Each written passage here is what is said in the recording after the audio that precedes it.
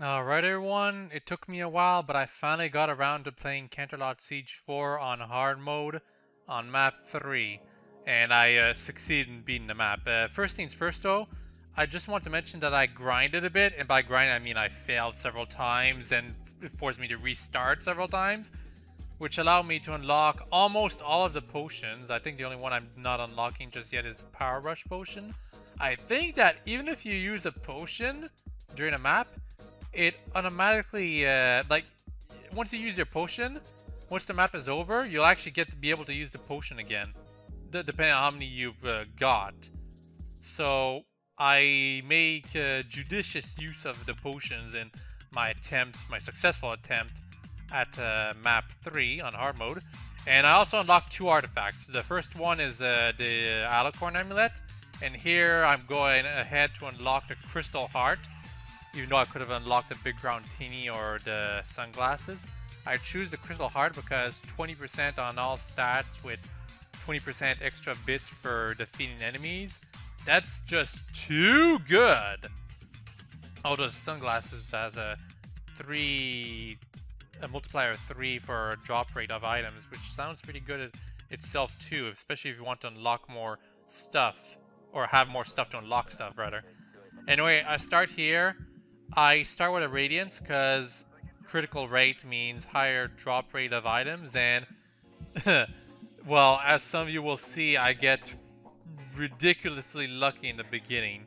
Although I got lucky several times in all my testing, to be honest, because I unlocked the Alicorn Amulet fairly early on, and unusually enough, in all my testing with it, it always unlocked right at the beginning, like right at the beginning. So my first tower would always get the Alicorn Amulet. In this case though, I just unlocked a Crystal Heart, which means should happen any moment now, hopefully. Maybe on wave 4 or something.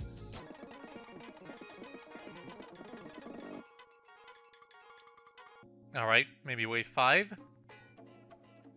Yeah, here we go. Wave 5. I get the Crystal Heart immediately on Radiance. That's huge. The only way it could have been better if I unlocked it like right at the beginning, but this is basically the beginning. 20% extra bits for everything I defeat, and the rarity is super powered, so it's gonna be a breeze to do the first 20 waves, even or rather the whole thing really, because I'm gonna accumulate so many bits, and I get the Alicorn Amulets directly on Flourishai right here. I mean a Saddle Ranger. And, well, to be honest, the Alicorn Amulet isn't that great, especially on a Flourishai. What it does is that it allows your tower to apply a random effect randomly when they attack something. So, in the Flourishai's case, with her limited range and slow attack speed, it's not that particularly great. But it's still nice to have, I suppose. Anyway, for hard mode, it's important to remember that the enemies move faster and they have like 20% more HP, or more HP in general, really. So, unless you need to use your potions for one, and you need to have a good idea of where to place your towers inside the map, because if you place even one tower or hero wrong, you're potentially gonna lose. Likely gonna lose even.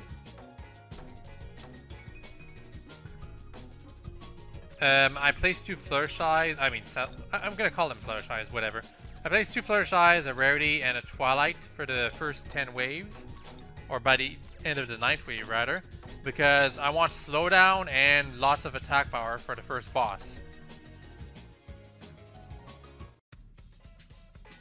It's why I would never really recommend placing a Pinkie Pie or, well, a Pinkie Pie maybe is okay, but Rainbow Dashes, probably not. Rainbow Dashes I don't recommend at all for the very beginning, because she's great for armies when you have to deal with multiple units, but when it comes to bosses, you're better off using either Flourishai or Radiance, or maybe some other tower I'm not aware of. Anyway, I placed Cadence first because she still feels like one of the safest bets in terms of starting with a hero.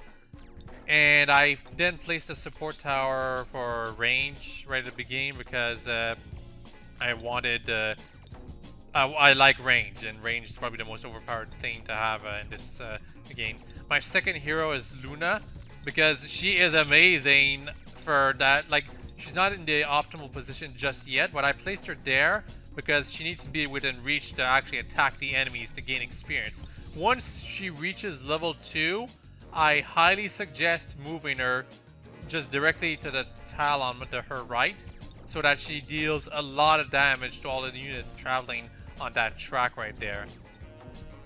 I also placed a second support tower right there, but that's only because I could get away with it, because Rarity had the crystal heart right at the beginning, which meant I got a surplus of bits. I got a weapon, I mean a gold orb, bonus orb, or whatever you want to call them, orb of wealth. I should have placed it on Rarity right at the beginning, but I still wanted to. I kind of felt like I would have gotten an ultra orb very soon, but even though I eventually do get an ultra orb, it doesn't happen like any time soon. So eventually, I decided to place the orb of wealth on Radiance because that's something good. I do believe it stacks with the crystal heart. I'm not positive, however. Anyway, I sort of hesitate to place a Pinkie Pie right here. I decided to place a Zap first, or no, rather an Applejack, because Applejack has her defense reduction mechanic that is very, very important, especially on hard mode. Yeah, actually, Mistress Marvelous is definitely a tower I would recommend having sometime before wave 15 up, or roughly around wave 16, because you want to be ready to reduce the defense of those enemies. Now here, I finally place Zap, and I place her near the, like, it's not by far the most optimal position, but it's right at the beginning, so she can burn eventually. She'll start burning enemies right at the beginning, which helps a bit, I suppose. And she's also getting boosts from those support towers anyway, so it's not too bad. Zap, I feel, is a tower you'll probably definitely want to use, because she's definitely great when it comes to dealing with tons of units together. There's especially a few waves that are particularly tough to deal with, just because there's so many units coming towards you. I don't believe having multiple Zaps that have the special or super unlocked is a good idea, though. I unlocked Zap's super right now, by the way, but only because I could get away with it. And I moved Luna to the right because she was already level 2. It's because at level 2, with a level 5 support tower, she still reaches the beginning track right there, so she can still attack right at the beginning. That's why I waited until she was level 2. Because at level 1, she wouldn't be able to reach, which means she would level up really, really slowly. And I placed Fosticorn right here. Unfortunately, I never unlocked Fosticorn's abilities in this hard mode attempt. Maybe I'll do that on the map 4. I did try out her secondary ability. It's I can't remember the name specifically. It's Lucky Time, something like that. Whatever. The effect is that it boosts up tower, its abilities to 3 of its abilities randomly to level 3, 4, and 5. It's something that if you want to use that ability, you'll definitely want to use Fosticorn first and unlock that ability right away, because it's one of those early game things that you probably won't be able to benefit at all from if you unlock it way at the end. I didn't really try out her first ability though, which is all about chance anyway, so I don't think there's much I can recommend about the Fosticorn's first ability. It's all luck, so it's up to you if you want to chance it, because I do believe it's called Chance Time.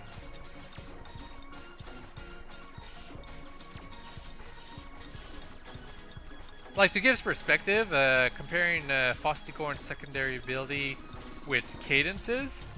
Cadence's is Love Shield. That's an ability that you probably should unlock at the beginning too. But Love Shield also has a benefit of protecting you from nasty effects, and they get particularly nasty towards the end game. So Love Shield is an ability that I don't feel guilty or like I feel that I don't feel it's too optimal to unlock in the late game. Whilst Fostigorn's secondary ability, unlocking it at the end game is kind of a waste because it doesn't save you that much money or time. I placed a Radiance on the right side of the map here, on this spot. I used to think that placing a Fluttershy there might be better, but I think a Radiance might benefit from that position a bit more because you want a tower that can reach all over the place here for a good amount of time. And unless you beef up your Fluttershys with a lot of range, I think a Radiance is just a bit better to place right there. I could be wrong though.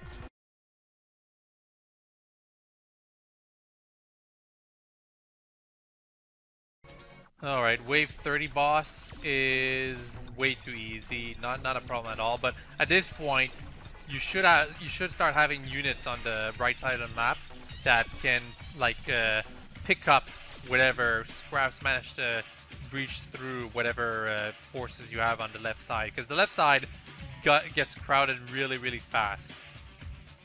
Oh, and I unlocked Twilight here. I think she's a bit better than Celestia on this map. I could be wrong though. Oh, Cloud Chaser right here, and I believe Flitter maybe with her. I'm not positive. Cloud Chaser is a surprisingly difficult wave. She moves really fast. So don't be afraid to place towers right at the end there to scoop up whatever managed to breach through. It's a fast wave in both sense that you'll either be defeating her quickly or she'll be defeating you quickly. So beware.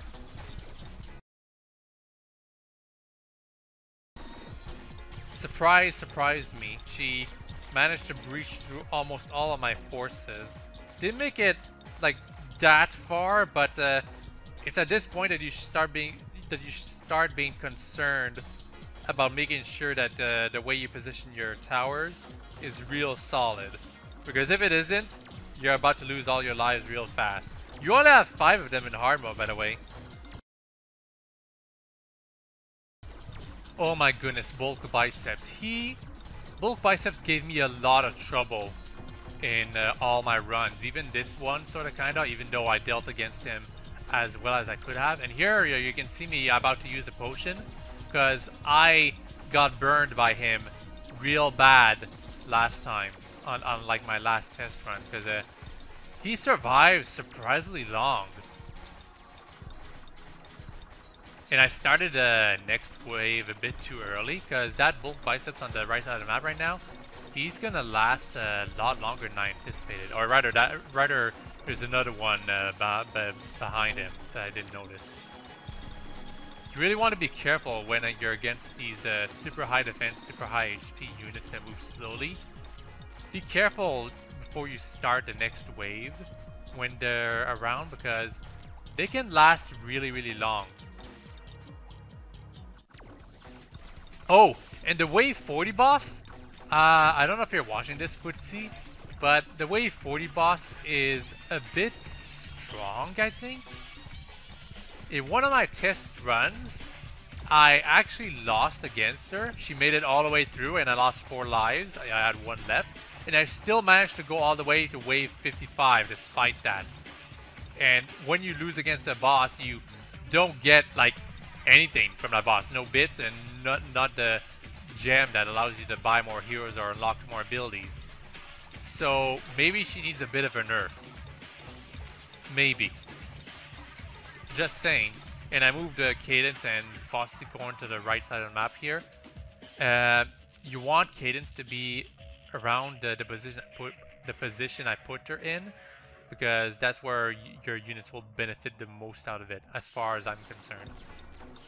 And Fostigorn, she's there because she has decent range, and you want her to be always hitting stuff. She's a single target high attack damage tower, or hero rather. So she's best used against bosses, even though you're going to be using her all the time. Actually, concerning Fostigorn, this isn't something I did with her, but maybe you should change her targeting so that she only hits high HP units, maybe? because you don't want her attack power to go to waste. She attacks fairly quickly though. That's one of her good attributes.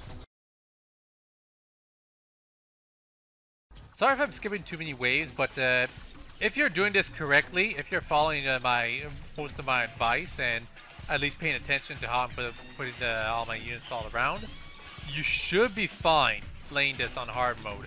It also helps having stuff unlocked, of course. In my case, I think I've got too little stuff unlocked. Let's just say the badge you get from beating this map helps a lot. So if you're having trouble in hard mode, even following the advice I give out in this video, just unlock more stuff, more artifacts, more potions, just more stuff in general, and you'll be able to beat hard mode eventually with all the stuff you have. That being said, pay attention. I've got an Applejack on each side, on the right side. I've got an Applejack on each side of the track, because you always want the bosses and the units in general to have reduced defense. And I also have a Twilight on each side. This is important. You always want the units on the right side of the map to always be slowed down and defense reduced. So you want to have all bases covered. And here I use a potion because sludge lasts quite a while. I don't think using the freeze potion was that good of an idea though, because it only affected them for like half a second. Still, it helped a bit. And here I unlocked Courage Wave because I think it's probably the best ability to unlock. In fact, it's so good that I just placed a party favor exclusively to boost up the speed at which Cadence recovers her ability uses. And then I'll be unlocking Love Shield later on, so it's one more reason why I feel Cadence is probably the best hero.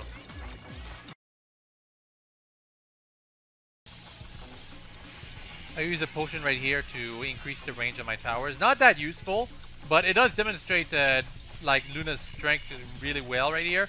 Notice that she's always firing her stars directly across the, well, not across,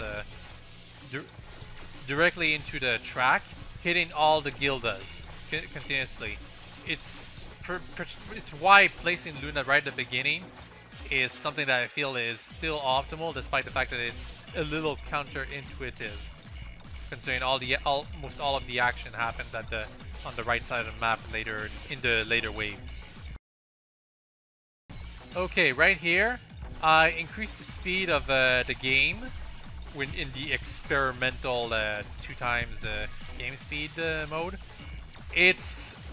I kind of feel it's a little too fast. It's convenient in some ways, but in ways where you still want to at least pay attention a bit, like this one right here with the spot, I believe.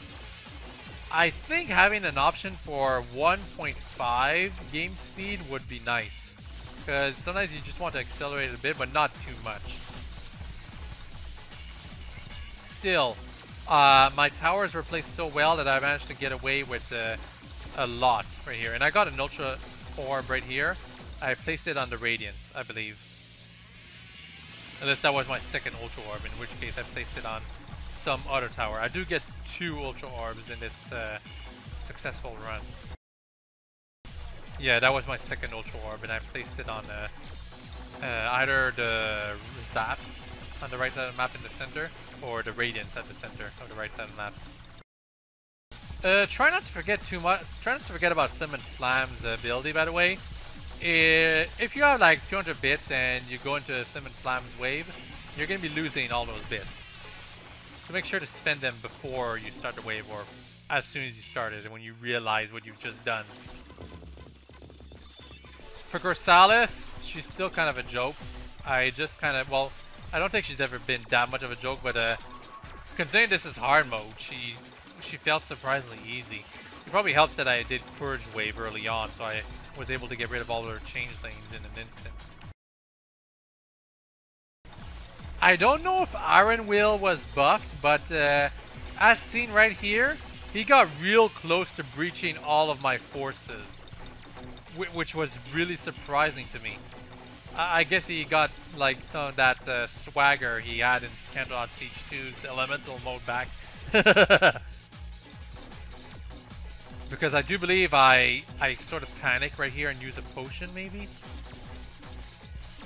Well, I place another Twilight to make sure he stays slowed down. That's for sure. Having several Twilights covering the same positions is not that bad of an idea. Especially if you give them all the super ability to freeze an enemy. Because it does like work and it works more often when you do it that way. Not to mention occasionally the enemies disable one of your Twilights but not the other.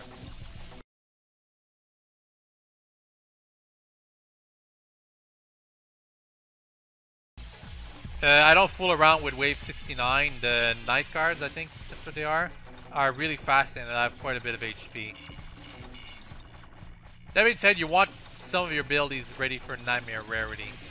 Nightmare Rarity, I think she's been buffed a bit. She definitely lasted quite a bit more than I anticipated.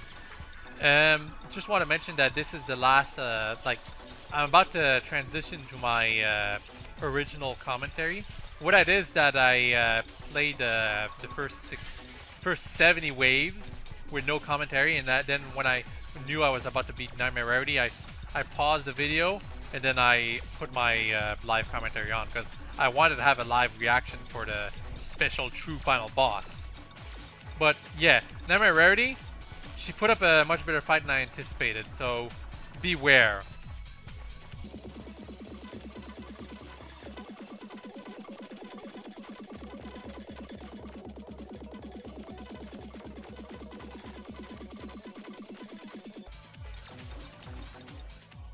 Alright, time for Maniac, and once I'm done with her, well, it's Sequester Girls, and then it's the bonus boss that only appears when you're in hard mode.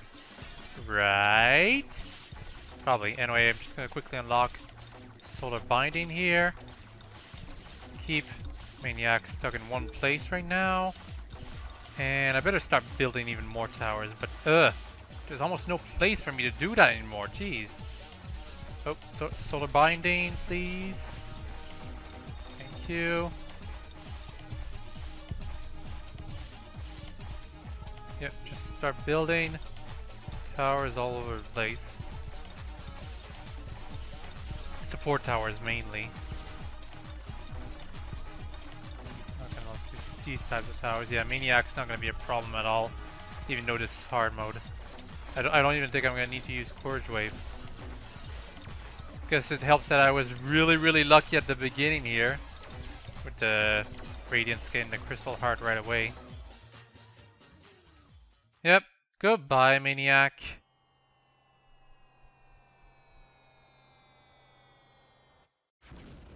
Yeah. And hello, Equestria Girls. Actually, I really should start building towers all over the place. Yeah, plenty of Radiances. Because there's no more spots for Fluttershy's, really. Yeah, Equestria Girls first, and then whoever is next. I seriously don't know who it is. My guess would be Skyla.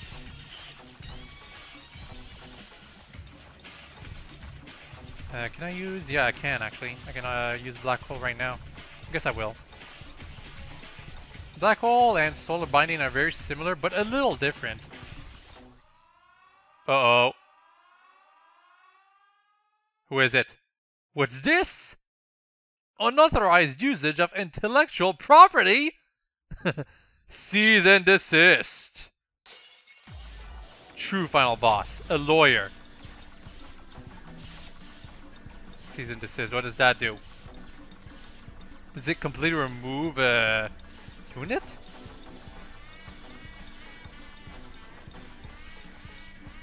I think it does. Hopefully it doesn't want to affect my heroes. Okay, it didn't affect my heroes there, but jeez. Come on, Solar Binding. Stay out of this. Cease and desist on... Oh, jeez. I can build more units, but... Okay, Black Hole right now. Oh, and I can get one more build if I want. You know what? Love Shield. Love Shield to protect myself. Love Shield. Courage Wave. Let's too bad. Actually, I'm wondering, can heroes get the artifacts? That would be really, really nice. Anyway, the lawyer seems to be fairly tough, but not that tough. I guess you can get extremely unlucky with him, possibly. Well, actually, he might have a second form, so I better be careful. I guess he might be very tough if he starts season desisting your heroes of all things, but so far I'm fine. You know what? Just to make sure, slow area potion. Yeah, potions, I think potions regenerate in uses once you're done. So you should be fine using them all at your leisure. No second form? Okay, good, good. A second form would be tremendously awful for me. Ugh. So that's the true final boss, huh? Not what I expected at all. Victory. I don't think he's that much tougher than the Equestria girls, to be honest. Maybe a little tougher because of the random factor with Cease and Desist, but not that much tougher. Particularly when you're prepared. I unlocked the question mark orb. And there's one more thing I can unlock by playing map 4. Just gonna quickly save my code here, because writing this would take quite a while. And the cost reduction badge, wow. Yeah, so I think I played hard mode a bit early, but fortunately I was really, really lucky and I grinded a bit by unlocking some artifacts a bit earlier than I anticipated. But yeah, I was really lucky to be able to beat hard mode. Gain Crystal Heart Radiance right at the beginning, that helped a lot. Okay, so that was it. That was Canterlot Siege 4 hard mode on map 3. Cost reduction, that's 5%, seriously? And upgrades too? Wow, that would have helped a lot. Well, anyway. You know what? Next time, I'm just going to be playing normal mode for map 4. You know, just to finally unlock the, I think, the final thing. I'm not sure if playing on the Canterlot Siege 3 maps will actually unlock even more stuff. But yeah, next time, map 4 on normal mode, just to power through it and see how... Maybe I'll do a challenge thing, like only one hero or something. Can I unlock any more artifacts? No, I don't have any red orbs. And I'm pretty sure you need at least one for, yeah, all of these things. I kind of wanted a big crowny thingy, but Crystal Heart just seems to be so much more useful. And ZECORA'S potions. Can I unlock the last one? Yes, I can. The Power Rush potion. So I've got all of ZECORA'S potions unlocked. Artifacts, that's probably still going to take quite a while to do. I think I might grind until I unlock them all after I'm done with map 4. I'm not sure. But besides that, I enjoyed myself a lot playing this. I feel this game actually gets better as you unlock more stuff. Even though it's not like great for strategic things, being fair on all sides. It gets a lot more fun once you start unlocking all the little tidbits. Especially the artifacts. Link in the description for more Canterlot Siege 4 and Canterlot Siege in general, I believe. Hope y'all enjoyed this video and hope you have a nice day. Bye-bye.